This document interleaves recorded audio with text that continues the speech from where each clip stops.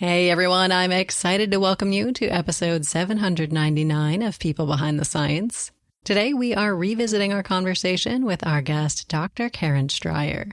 Listeners, Karen is an accomplished primatologist who's working to better understand the biological basis of human behavior, evolution, and adaptation by studying some of our closest living relatives. In particular, she and her group have been observing a critically endangered primate, the northern muriqui, in its natural habitat to understand how their behaviors are similar to or different from human behaviors. And in our interview, Karen shares some wonderful stories from her life and research. And I hope you enjoy this episode of People Behind the Science. Every day, discoveries are made that will change our understanding of the world around us. Dr. Marie McNeely is here to bring you the brilliant minds who are making these discoveries so they can share their incredible stories and take you on an amazing journey. Welcome to People Behind the Science.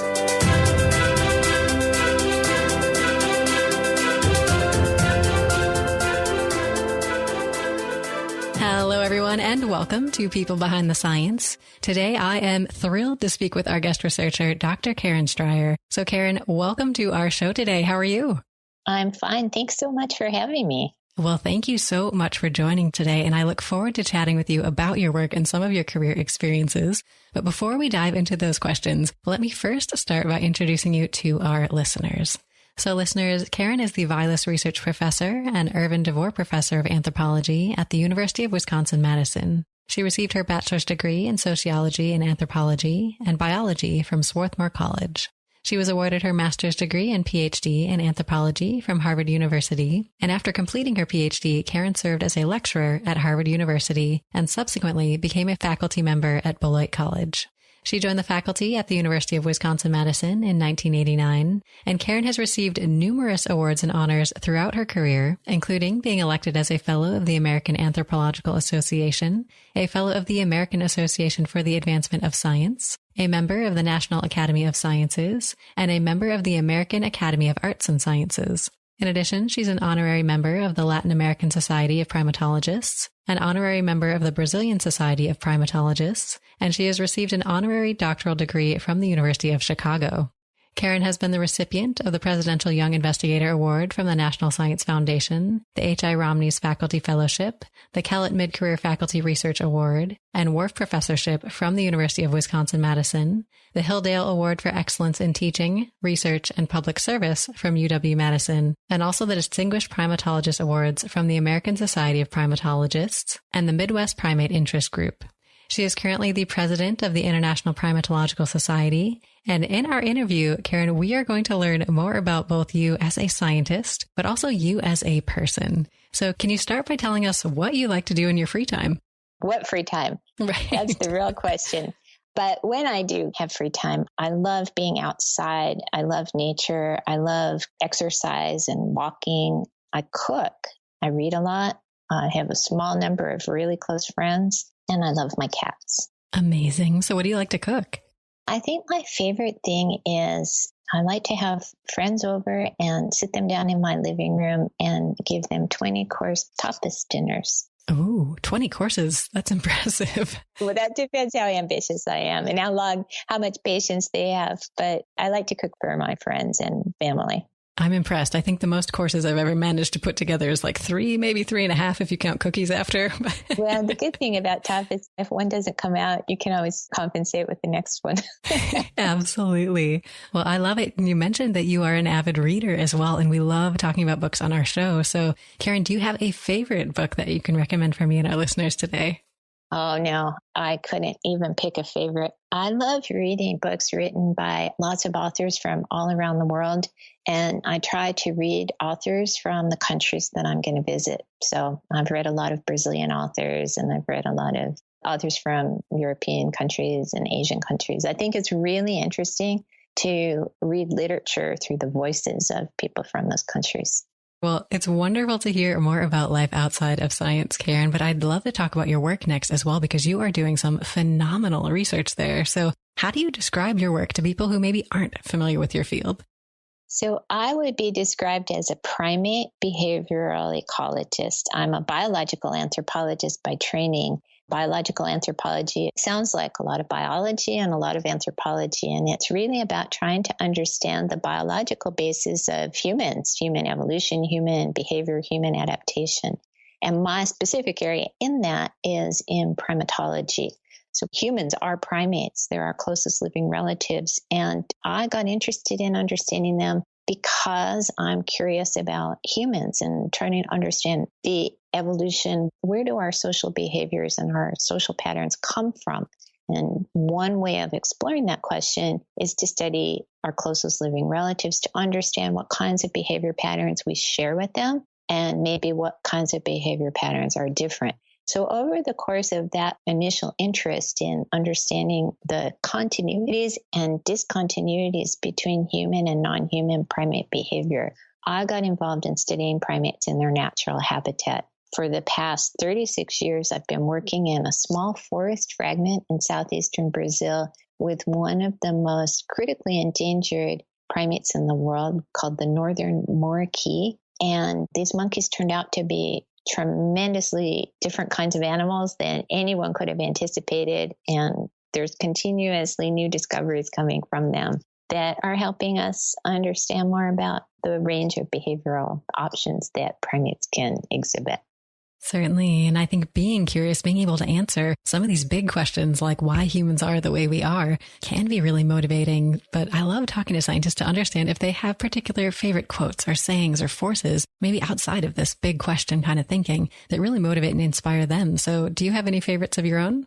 I guess I think now that the most important thing in life is to love what you do and do what you love. And I have no idea who said that first, but I think it's maybe like some clothing product or something. I don't know, but Sure. I just think it's just so important to find something, to spend your time doing something you really enjoy. And if for whatever reason you can't do that with your work, then it's really important to make time in your life for things that you really enjoy. I was lucky. I always joke that I must have done something really good in my last life because this life I had the good karma to be able to do what I do, to study these muriqis. I was so lucky to get this opportunity. Certainly. Well, it sounds like you are so passionate about the work that you do. And I'd love to hear a little bit next about some of the people who might have motivated you or inspired you on your journey to getting to this place where you're able to do the work that you love. So do you have any role models or inspirational figures that have really had a big impact, Karen? I would say that it's sort of at every stage in my life. I've just been so lucky. I had some amazing teachers in elementary school who got me interested in science, and that continued through high school. And my college professors were great. My Ph.D. advisor was really supportive and helpful. My parents, of course. So I don't have one particular person who was like a role model that I wanted to be that person. I think what's worked for me was to find the traits in people and the way they respond to things and their views of the world that resonated with me. And I put them all together in this sort of composite. And that's what my role is. That's the kind of person I've tried to be. Excellent. I think you have so many wonderful opportunities to work with great people along the career path as a scientist, starting all the way back in elementary school. I know I had some phenomenal teachers as well that I still try and pull inspiration from. Mm-hmm. Maybe because I'm a professor, but I think teachers often don't get quite as recognized as they could. Certainly. So you mentioned this kind of early interest in science, maybe starting in elementary school. Do you have some early memories that you could share with us of when you first started thinking about science or getting excited about it? Well, one of the things that just popped into my mind when you said that is I remember in third grade learning about the solar system. I just love that. And I don't know, there was just something about being able to order the world in some way and look up in the sky and imagine worlds that existed beyond our own. And it's kind of funny because I ended up going into biology, which is working in a tropical rainforest, which for many people would feel like another planet, a different world, entirely different than our own. I love it. So then what took you from this curious kid starting to get excited about science and the solar system to where you are today? What are some of these key moments along your path that really helped you get there? So I think that it was kind of a confluence. I mean, I can think about it with some key like landmark memories. One being just as I grew up, I was a suburban kid and I made some friends that helped get me into nature. My family were never people that went camping or anything. So I got into nature through friends and then ultimately through clubs and outings and things like that. And I just discovered that it feels so good when I'm outside, when I can't go outside for a long time, like when I'm, say, cold weather or something. I don't feel as healthy as I normally do. I love being outside. And then I would say that in high school biology, I loved anatomy. Again, just a sense of being able to make sense out of worlds you can't see. So even just imagining where all the body parts inside an animal are, I thought that was really cool because they all fit. And there's so much. We take this for granted, yeah. Yeah, I mean, just understanding how things work and where they occur. Then in college, I was interested in animal behavior all along. And I worked for a physiological psychologist that I had in my freshman year at Swarthmore College. And his name was Alan Schneider. And he hired me as a freshman to work in his lab. And this was really instrumental for me because we were doing research about memory and trying to figure out whether our study subjects were rats. And the questions we were asking with them were whether when people have memory loss, is it because you lose the memory entirely, like it's no longer in your brain? Or is it there, but you just can't access it? It's a retrieval process.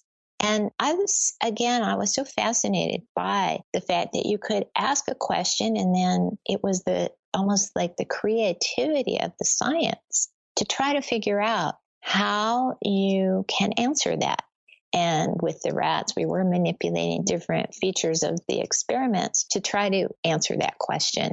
And I love the process. I mean, it's very much like cooking in a way. There's a creative element where you sort of trying to answer a question. In the case of cooking, you're trying to answer the question of, is this going to come out right? Will this taste good? Yeah. Yeah. And it's the way I want it to taste. And in the question of science, it's also, there's a lot of creativity that goes into how you think about setting up your question and going about answering it. And I just really liked it. And he was such a great professor because we talked about these things all the time. And the idea that it could even be a sort of a social thing, that you could talk to people and get feedback and change ideas around. So I would sort of mark that as the trajectory for my interest in science. But I did in college get tired about not wanting to keep working in a laboratory with animals that were living in unnatural habitats for them. And that coincided with me taking some anthropology classes, again, taught by a fantastic professor, Steve Piker. He was a psychological anthropologist, so completely different from the kind of anthropology that I currently do.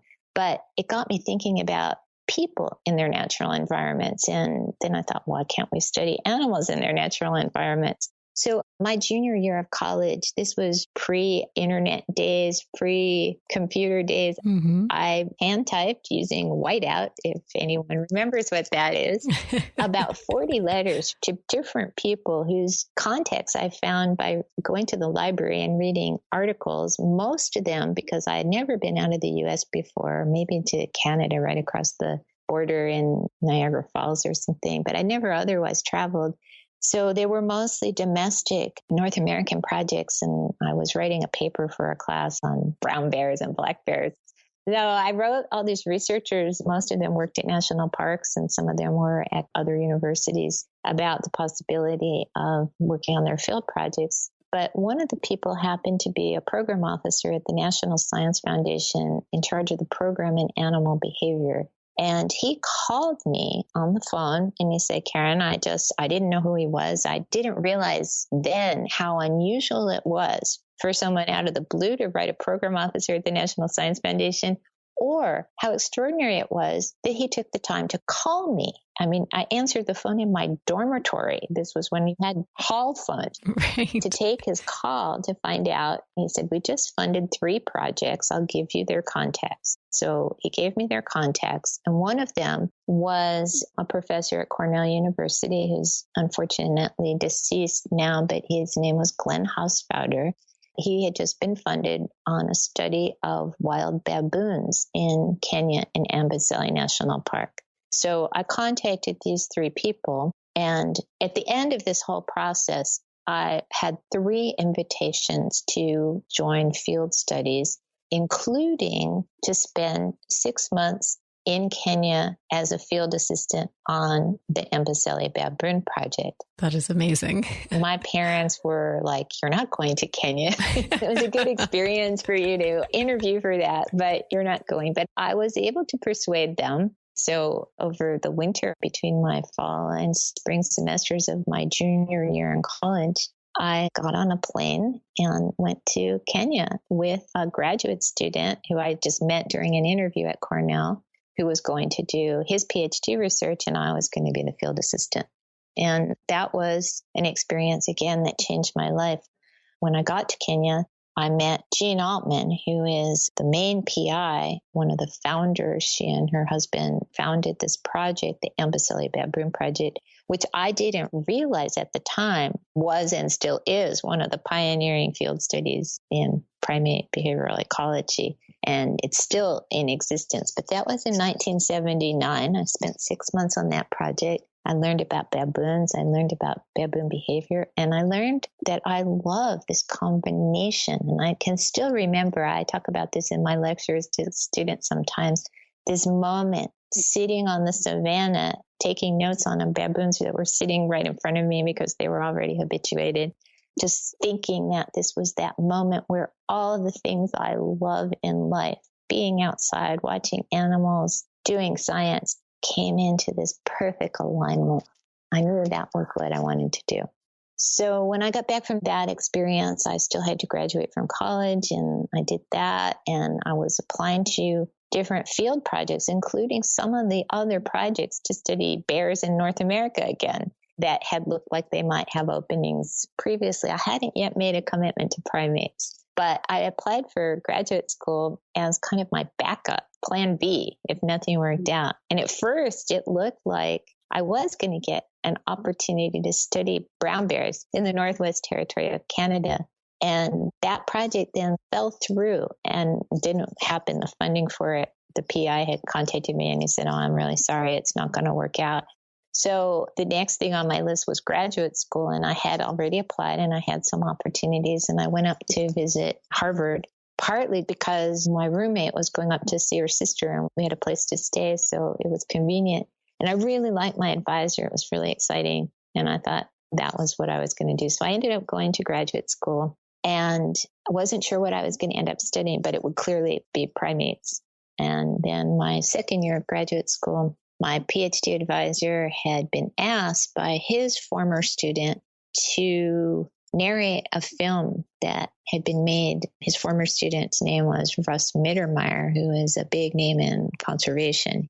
He was a former vice president of the World Wildlife Fund and then the president of Conservation International. And now he's senior scientist or director of the Global Wildlife Conservation.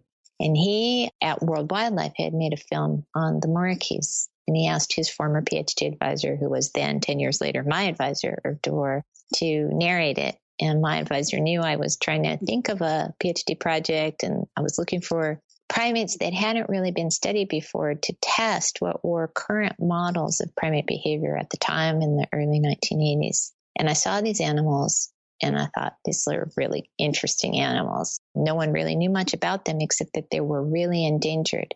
And I liked the idea of doing science for a bigger cause. So I was able to go to Brazil in the summer of 1982 with Russ Mittermeier. He took me to the field site with some other people who were also visiting and another undergraduate who had made the film. And I stayed there for a couple of months, fell in love with the muriqis. And I just knew that I was going to come back and study muriqis. So I did a year later, and that was the beginning of what's turned into a 36-year-long project.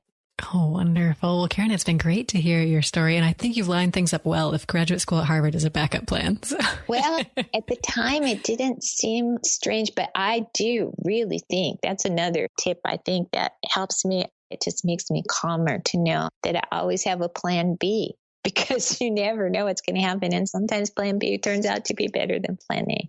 I love it. Well, it's been wonderful to hear more about how you got to where you are today. And I understand you are doing some amazing work there with the Muriqui Project. So can you tell us, what are you working on right now that you are just so excited about? So the thing about muriqis is that they are really different from other primates, different from what we expected them to be like. First of all, they're the largest New World primates. They live in these complex, multi-male, multi-female groups. They are arboreal. They live in trees. They travel around by suspensory locomotion. They have these big prehensile tails that they use to swing as pendulums, and sometimes they hang down by them. But what makes them scientifically fascinating, and still fascinating after all these years, is that they live in a completely peaceful, egalitarian society. So unlike almost all other primates, in muriqis, males and females don't have any dominance hierarchies. It's not like there's a pecking order and one male's dominant and one female's dominant, and then the males dominate the females. In muriqis, the males kind of just all socialize with one another, and the females all socialize with one another. When males and females want to be in the same place, eat the same fruit, there's no consistent pattern about who gets it first. They hug each other instead of fight. They've been called the hippie primates because of this, because they're just all lovey-dovey, and they're also actually very promiscuous. So females mate with lots of different males. And again, something that's a bit different from most other primates is that not only do they have a lot of partners when they're mating, but it's very much about female choice. So something that you would rarely find in other species of primates would be a female mating with a male and other males just sitting casually nearby, waiting their turn. And sometimes the females will mate with other males. I've seen female mate with 5 males in 11 minutes successively. Oh, wow. And then whenever she's done, she just leaves. And the males might keep an eye on her, but they don't harass her. There's no bullying. There's no threats. And they don't overtly interfere with each other's mating attempts. So I just loved, it was intriguing scientifically because, wow, how did they do this? This is such a different model of behavior. And then also it's kind of nice because wouldn't we all like to live in a world that was completely egalitarian and peaceful? So in that sense, the muriqis stand out at this model of, wow, here's another way of life that is so different from our own, and maybe one that we could learn a lot from. But I would say that those scientific questions, kind of the muriqui pattern of behavior, came out really clearly early on. And there were lots of reasons to be a little bit suspicious of it because muriqis are really endangered. They only occur in the Atlantic forest of southeastern Brazil, which, if you think about the continent of South America on the Atlantic Ocean side, if you kind of envision in your mind of how it goes in and down, so it's where it goes in and down, that's the southeastern Atlantic forest. And of course, that's also where Sao Paulo, Rio de Janeiro, some of the biggest cities in the country are. And it's an area that's been heavily farmed, and there's lots of coffee plantations and pasture land. So most of the Atlantic forest has been previously disrupted, disturbed, in many cases clear-cut in the 19th and early part of the 20th century. And what that's meant is the forests are fragmented. What remains of these forests are fragments, and all the primates are really fragmented in small populations. And in certain regions, there's been heavy hunting pressure. So there were reasons to think that maybe the pattern I was initially seeing was an artifact of animals living in this really disturbed habitat at low population densities. There were only about 23 animals in my study group when I first began, and there was a second group in the forest with about the same number. So about 50 animals in this forest of about 2,000 acres. Over time, though, the population has grown. In fact, it's peaked in 2015 at over 350 individuals, and the group split. So we had 4 different groups. And even with all of these changes in demography and the habitat regenerating, we now have almost 1,000-hectare forests. And it was a privately owned property that the family converted to become a private nature reserve. So it is protected for perpetuity now. What we've seen is this population expansion, lots of things changing, and lots of parts of the muriqis' behavior have changed, and that plasticity and adaptiveness of their behavioral responses is what keeps me fascinated by them. But the part of their peaceful egalitarian society has been a constant. So now we have not only long-term data from my long-term field site, but also comparative data from other sites that my students and colleagues have also begun to study the muriqis in other places. And it's a characteristic that we see everywhere. So we can, I think, confidently say that the northern muriqis have figured out how to live in peaceful egalitarian societies, and with great success, because despite all the odds against them, they're still holding on.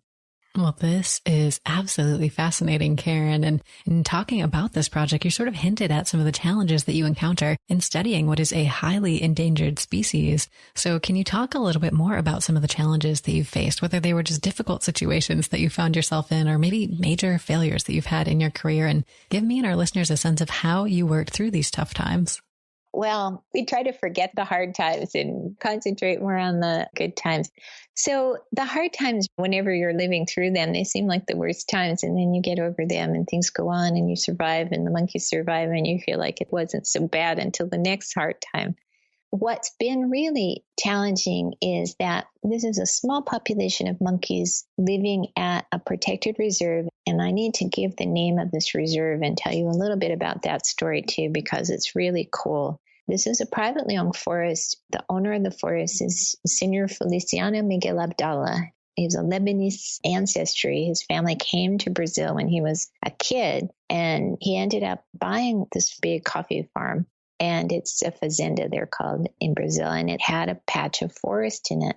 And he protected the forest, unlike almost everyone else in the region who cut their forests. He protected the forest, and he prevented the people who worked in the region from hunting the primates.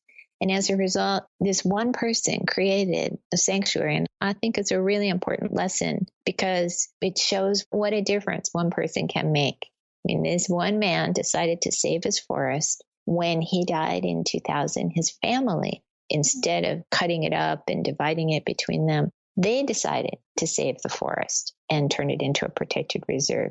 And today it's named in his honor, Feliciano Miguel Abdallah, in the township of Caratinga in Minas Gerais. And it is the sanctuary. It's the site of one of the largest populations of this critically endangered species in the world. And in fact, about 1/3 of all the northern muriqis in the world live in this one forest. And that realization, the idea that this little patch of forest, which when you look at it on Google Maps is really scary because you see it's this patch of forest surrounded by non-forest, you realize how fragile it is. And that it really became a sense that it's not just about the science, and we're going to learn everything we can about these monkeys because a lot of the information that we have learned has become really valuable for conservation efforts here and other places. But it's also that we have to do everything we can to protect this forest and these animals. So getting the forest to be protected was a really important progress, which was thanks to the family that owned it. And now, as a protected reserve, we're continuing to try to develop the activities so that we can continue the research and protect the animals, but still generate some support for the reserve through ecotourism and other activities that have low impact on the animals or on the region, but and actually could be beneficial to the region. So we can protect the forest. There's no clear cutting, no selective logging anymore. There's no hunting. But then in 2014 and 2015, there were 2 years of drought. And this was a major drought in southeastern Brazil. Major cities like São Paulo were having water rationing, and there were power shortages because the hydroelectric dams didn't have enough power because of this extended drought. We had 2 forest fires during that time. And that was really scary because we realized that there were limits to what we could do to prevent things like that. And then in 2016, we had a nice rainfall and thought this is going to be great. It's going to restore things. But with the rain came a lot of mosquitoes and one of the worst outbreaks of yellow fever in this region. And humans can be vaccinated against it. But even so, not all the people were vaccinated. So there were hundreds of people who died during this yellow fever outbreak. Oh, dear. But in addition to that, primates are really vulnerable, and especially some other species of primates that also live in our forest, brown howler monkeys and buffy-headed marmosets. So in our forest and in other forests in this region, we saw a complete devastation, this major loss of life in the primates. And the sense of going back to this forest, which had always been this refuge after the long trip to get there, and then you get to this forest and there's so much life and energy, and visiting the forest right in the middle of the yellow fever outbreak was just heartbreaking.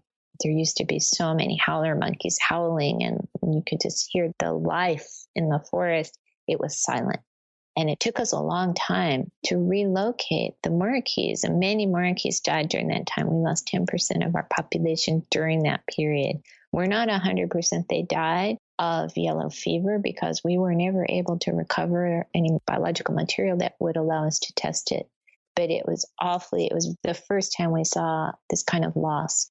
And I have to say, it didn't ever make me think that I would stop the work. Not once. It just reignited all my energy and motivation that, oh my gosh, we can never really relax our vigilance. I mean, you think everything's good and the population's doing great, and then you have these natural events like the drought and then disease, and suddenly it's kind of a scientific gift because there are all sorts of new questions we can study as the population starts to recover, and we can look at the different interactions between the different species because the muriqis just lost a lot of their major food.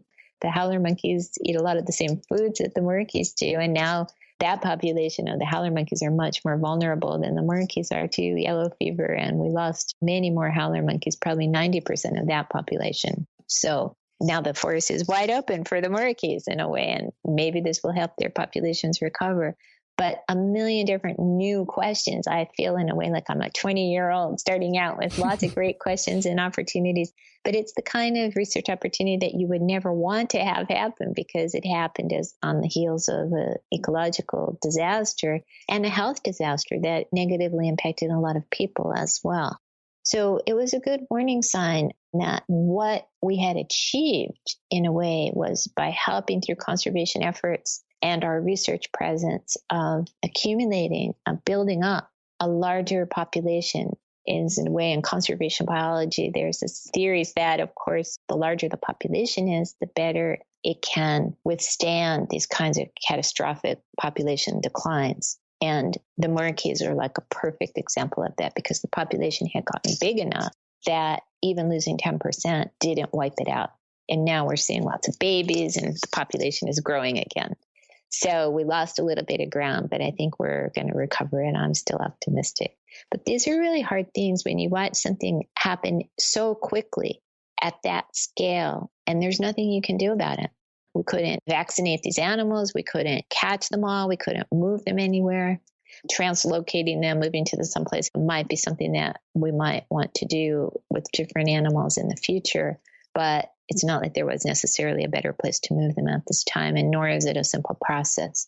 So I think really it was a sense of just realizing that because the population had gotten so big, had grown so well, had been so successful in its recovery over the past 30 years, that it could sustain these successive catastrophes of the drought followed by the disease. Certainly. And Karen, I really appreciate that rather than in this situation sinking into despair, you really looked at the positive notes, looked at the silver lining, and it reinforced your resolve to continue doubling down on your efforts to not give up on this project. I think that's so important.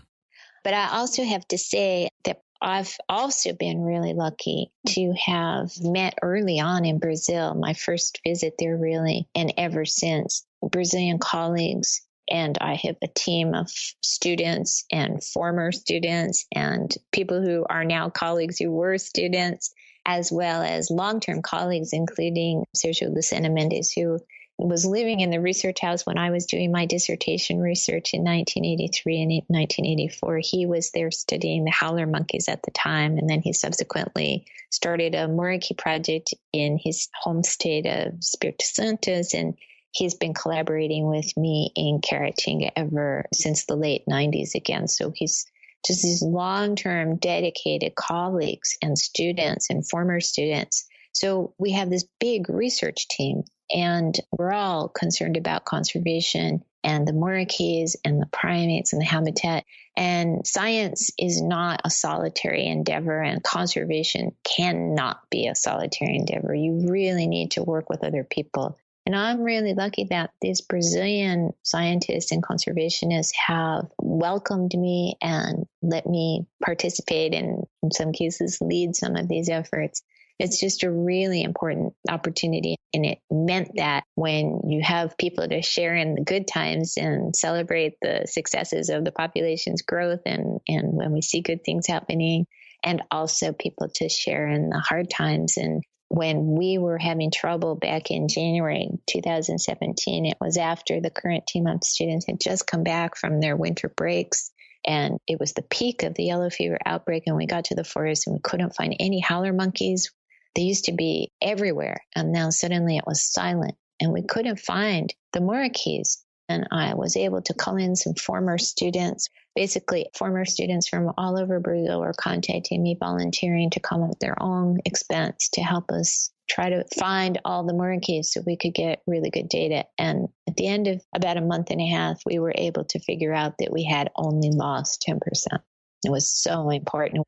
And then they had just scattered. I don't know whether they were noticing that suddenly there were no more howler monkeys, or that the howler monkeys that used to eat all their food and force them to travel further were gone, or whether they were celebrating the return of the rains. Abundance of food, yeah. We don't know what was going on, but it was just scary. That sense of, did we just lose our animals? Has all of this just gone? But it didn't happen. The monkeys are still there and the muriqis are doing well. And the howlers, one of my former students and long-term collaborator, Carla Pasamay, we have projects studying the other primates, and they're coming back as well. Wonderful. I think finding and building this scientific community that's willing to drop everything and come help is definitely a big success in and of itself. But I'd love to talk about some of your wins, Karen. I think in science, success can be rare, so we have to take these moments to celebrate success when it happens. So do you have a favorite story that you can share with us of something great that happened? Well, I think when I started putting the demographic data together and started realizing that this population was growing, and we were really, learning how big the population had become, and that there were more babies and the animals were starting to splitting up into more groups, I think that felt like a huge success as well. But that was a process that it happens with the population's growing, but you have to sort of sit down and look at the data. And when I sat down and I realized how solid the population was becoming, that was probably in the late 90s. I was pretty excited about that. That was like, whoa, this is fantastic. There's real hope here. But also, I think in the course of all these changes, the muriqis have just amazed me. One of the things they've started doing as the population got so big, because I've only told the good side of it, but of course they're living in this isolated forest fragment, and they actually started showing signs that they might have been experiencing the crowding that comes with lots of animals in the same relatively small space. They started coming down to the grounds. And again, I thought that was a really exciting discovery that we were able to document early on in the process of a new behavioral tradition, that these animals whose bodies are completely built for living in the trees are now walking around on the ground and eating on the ground. And they discovered this whole new range of foods that you can only find on the ground or close to the ground. And that gets us, again, it just gives me hope, because it thinks like, well, if we can just keep protecting them, they're going to figure out ways to survive. And I love the idea that they can do that. Some other scientific milestones were when we were able to, using completely non-invasive methods of collecting muriqui dung. It sounds like fun. Which is the poop. We were able to crack the code of their whole reproductive biology, really non-invasively. It still gives me goosebumps to think about this, because I just think it's such a great success. And I did this work in collaboration with a colleague of mine at Wisconsin, at the Wisconsin Primate Center, Tony Ziegler. She visited me in Brazil in the late 80s, and she was just asking simple questions about what she was interested in, primate reproduction, asking me about what their reproductive life was like. And at that time, we only had information about behavioral, basically what we could see. So I could document every time they copulated, anytime they mated, I could mark the last time they were seen mating. They might mate when we don't see them. And then I could document the first time I see them with a baby. But that was sort of what it was limited to. Well, she said, I bet we could figure out a way to get at this. Oh, well, I don't want to catch them. I don't want to do anything invasive. They're critically endangered, and I didn't want to do anything that would interfere with them. So we developed this project that basically involved collecting their dung, their poop. And then we could extract the steroids, the hormones like estrogens and progesterones and other steroids as well, and use those to map their reproductive cycles. And it was incredibly intensive research. I did the pilot study, which meant basically following a few females. We can recognize them all individually from their facial markings. And every time they pooped, once a day, I would collect their dung. Then we would extract from the dung their steroids and map it out. And we could see when females were experience ovarian cycles and the timing of the cycles relative to when they were mating. And then when those cycles stopped, which was indicative of them becoming pregnant. And then with enough samples, enough different females, we could figure out between when those cycles stopped and the steroid levels never returned to baseline levels, and then when their babies were born, figure out things like gestation length. So our information about gestation length in this species, this critically endangered species of primates, comes from a non-invasive, hands-off observational studies of wild primates. I think that's so cool. And by the way, gestation length is 7.2 months. Ah, wonderful. And we learned many more things about steroids as a result of these studies that we did over many years. And a lot of Brazilian students on the project participated not only in the collection of the fecal samples, but also in the extractions that we were doing in the forest. It was really challenging to bring that material back, travel with it back. In the beginning, I would bring it back as just like dung suspended in ethanol. And then after 9/11, airlines didn't want to carry anything that would be flammable. So we were doing all the extractions in the field.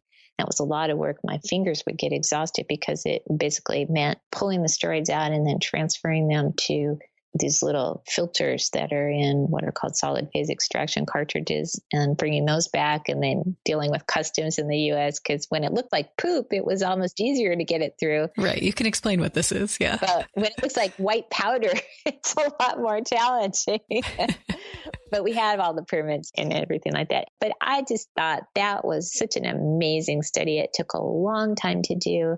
But I'm so proud of the fact that we did this without, again, in a completely non-invasive way.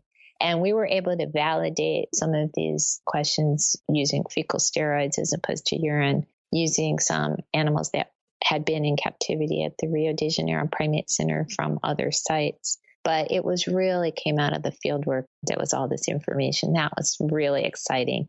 And then also the muriqui genetic work, which was done in collaboration with Tony DeFiore, who's at the University of Texas, and two Brazilian geneticists and a graduate student and his Brazilian genetics advisor.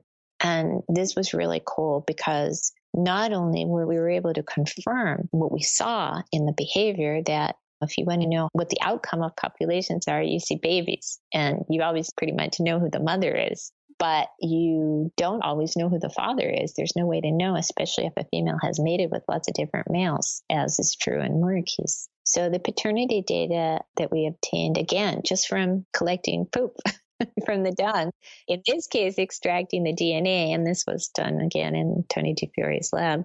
All the Tonys in my life is kind of crazy. Mm-hmm. But we were able to show through that study that what we saw was actually what was happening, that there was very low reproductive skew, lots of males sire babies. And we don't know if they know that they're the fathers or not. The males are nice to everybody, so they're nice to each other's babies as well.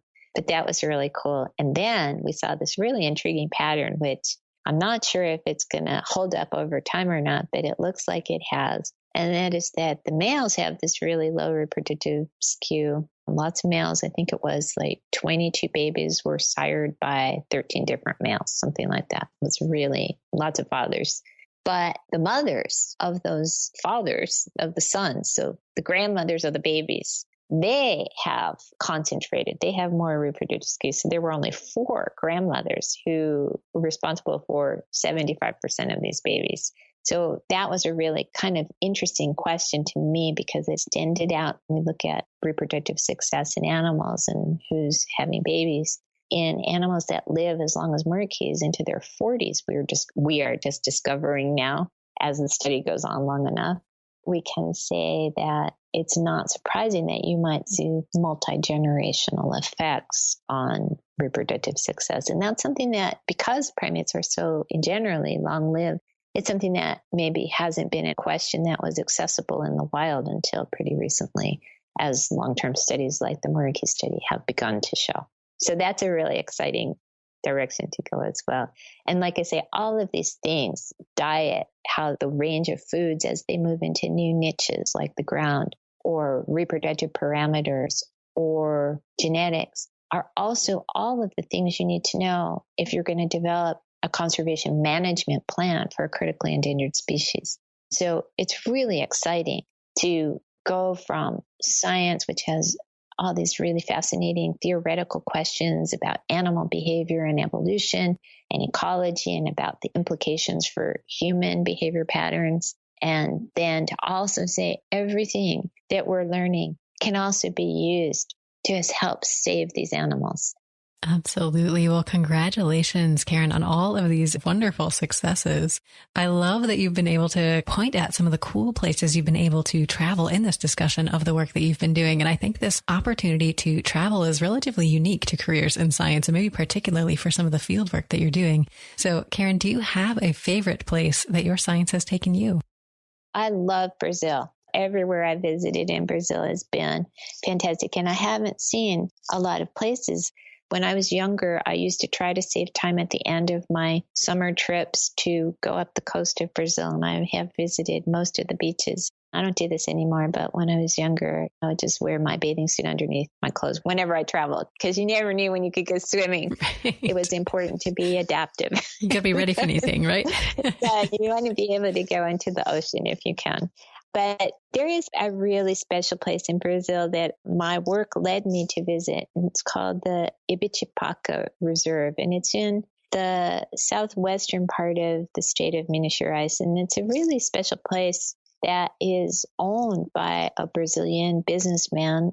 And he decided to make a major commitment to conservation. He's reforesting. He's buying up the farmland in the area, making concentrated reforestation efforts. He financed and built a posada for tourists that he has turned over to the local people to run. He basically footed the cost in the beginning, and once his expenses were compensated, there was a payback plan. So the local people are benefiting. I mean, he's putting resources back into the community.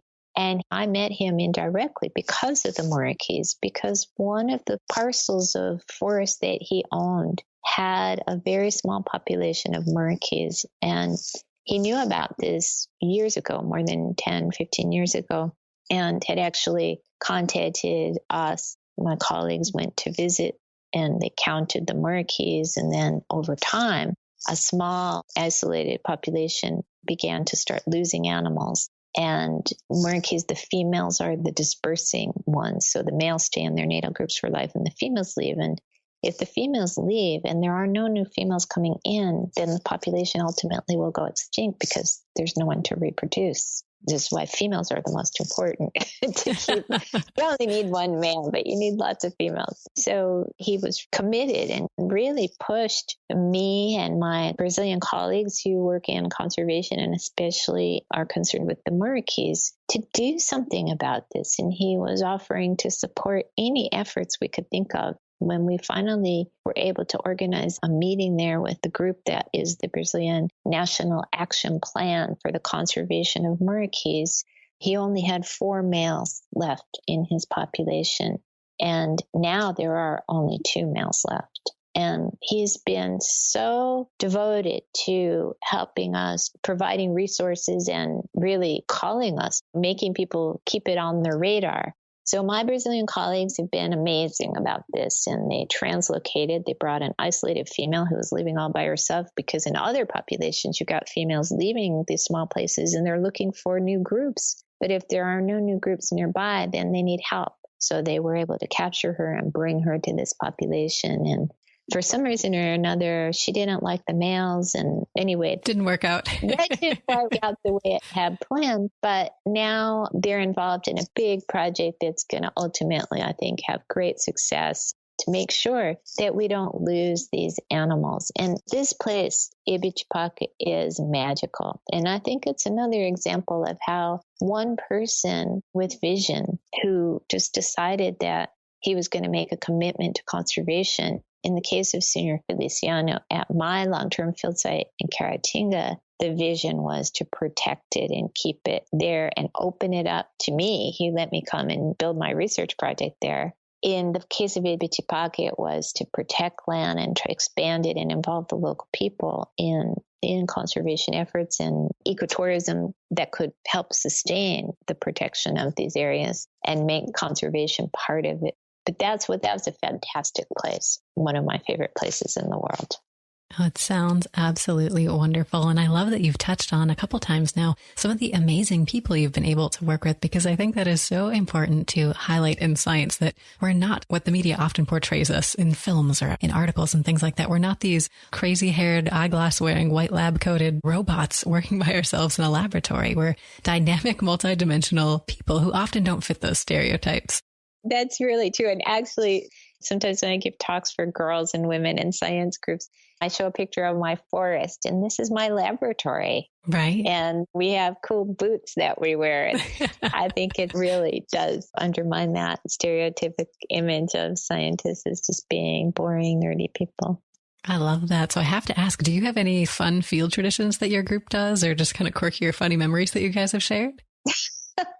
Well, I mentioned earlier, I was talking about the reproductive project that we call it the fecal steroid, the hormone study. Mm-hmm. I just remember cracking up one time. It was in Brazil. I was sitting around at a table at a restaurant with several of my students and old former students and new students, and my students at the other end of the table. We're talking about the composition of the dung and which of the females were easiest to collect, and they were describing the whole defecation patterns of some of the females, and this one holds it in and this one provides a sample. Mm-hmm. And this whole conversation about dung, the bathroom habits of these primates. We were joking then afterward about how strange it would sound to neighboring tables, and yet here we were describing by their name, oh Nancy, oh Louise, oh, she's easy, she's hard, she holds it in, she sprays it out. These sort of bizarre things. And it's not like we're weird people. Everyone was worried about making sure that we had the best samples possible to do this really cool scientific research non-invasively on these endangered animals. And yeah, it was a frequent occurrence during the years of that project where just the subject of the patterns of providing dung samples from the wild animals would be subject to conversation that it was a really inside joke, because people who didn't know what we were talking about just thought we were totally weird. Right. I should add too that working with muriqui dung is actually not so unpleasant, because they eat a lot of leaves from the cinnamon family. Oh. So it's really aromatic. Like it smells kind of like spicy potpourri or something. And it's sort of an attractive smell. Mm-hmm. And they're vegetarian, so their poop is kind of nice smelling. That makes it maybe a little weirder. I don't know. Well, considering the amount of scientific information we've been able to get from it without ever touching the animals. And I really think that compensates for a lot too, without any interference with them. Absolutely. Well, Karen, it's been wonderful to hear about some of the fun and funny things that happen in your group. And I think you're absolutely right here. Sometimes you do have to take a step back and sort of think about things out of context and how they might sound to other people. But we've talked about some of the phenomenal work that your group has been doing. And I know there are a ton of challenges that often stand in the way of you being able to answer your dream questions or solve the problems that you're working on. So if we gave you all of the resources you could dream about today, Karen, what is the one problem you most want to solve? Well, if it was a question of resources, I would put it all into saving the muriqui. This is a problem. We know where they all live. We know the unique situations about each of these field sites. This is a conservation problem that we can solve. And it's really just a question. We even have the people to do it because lots of people who've been involved in these projects who could work on it. So I would get together with all my Brazilian colleagues and other experts. We would sit down with the muriqui action plan that we published about 8 years ago, go through it and see what we still need to do. And it might involve moving some animals around, and it might involve buying up some land, and it might involve hiring some guards for some places. Just 2 or 3 salaries that would help the local people would be all it would take to protect those animals. So that's what I would do. It would be conservation. Now, there are scientific questions I would answer, but they're not so much financially dependent as logistically dependent. Well, Karen, wonderful to hear about kind of what this dream problem is that you'd love to solve. And I think in having this conversation, we've learned a lot about your career path. And as a scientist, there are a lot of people who are there along the way for you to give you advice and to guide you on your journey. And I'd love for you to provide some guidance for our listeners today. So do you have one piece of advice that you received at some point that really helped you that you can pass on to our listeners? I have 2, really. One of them, which was from my Ph.D. advisor, Devore, was to surround yourself with people who are smarter than you are. And I always think about that. You always want to be challenged. You always want to be learning from other people, realizing that you can learn, and learning is a lifelong process. And other people have a lot to teach you. So that's one thing. And the other I would say would be something that my father used to say: work hard, but have fun. I love it. When work becomes not fun for an extended period of time, it's time to change what you're doing. But fun without work wouldn't work for me. Well, wonderful advice to give our listeners. Is there any last message you'd like to leave them with at the end of our conversation today, Karen? Finding something you love that keeps you centered, that reminds you what your values are, and that just kind of connects to who you are and that you're passionate about, that you care about, and that's bigger than yourself. I think that is what will keep you going. Wonderful message to share with our listeners. Now, Karen, if they want to learn more about you and the wonderful work that you do, where should they go, or what's the best place to learn more? Probably the best way to start is just Strier Lab, and that should take you to my lab site at the University of Wisconsin-Madison. And from there, you find my email. You can find out some of the projects that I and my students are working on, and you can find the Facebook page to the muriqui project, and from that to the field site. Excellent. Well, listeners, definitely check out the website, learn more about the amazing work Karen is doing. And Karen, thank you so much for being generous with your time today and sharing a piece of your story on our show. Well, thank you so much for this chance. You can tell I love what I do and I love to talk about it. I think it's really neat. And I hope that this has helped stimulate some people to get interested in primate behavior and conservation. Absolutely. Well, thank you again, Karen. And listeners, thank you for being here as well. We'll see you next time on another episode of People Behind the Science.